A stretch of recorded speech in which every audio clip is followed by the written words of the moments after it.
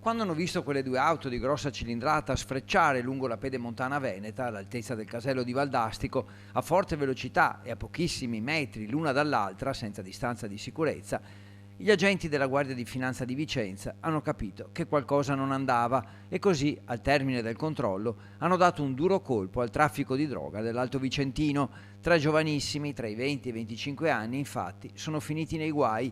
In totale sono stati sequestrati oltre 31 kg di hashish, divisi in 75 panetti nascosti nel bagagliaio di un'auto. Successivamente l'attività di polizia giudiziaria è stata estesa anche all'abitazione delle persone fisiche e in tale contesto sono state rinvenute a casa di uno dei soggetti fermati che conduceva l'autovettura che precedeva due manufatti artigianali di esplodenti e una pistola a impulso elettrica comunemente chiamata taser. All'esito dell'attività il soggetto che trasportava la sostanza stupefacente è stato tratto in arresto. Un giovane è stato arrestato in flagranza per traffico di droga, un secondo, albanese, denunciato per detenzione di esplosivi e armi e un terzo segnalato alla prefettura come consumatore di sostanze stupefacenti. Noi ipotizziamo che tale sostanza stupefacente fosse destinata principalmente alle piazze dell'Alto Vicentino. Stimiamo che la sostanza stupefacente sottoposta a sequestro, se immessa nelle piazze di spaccio, avrebbe fruttato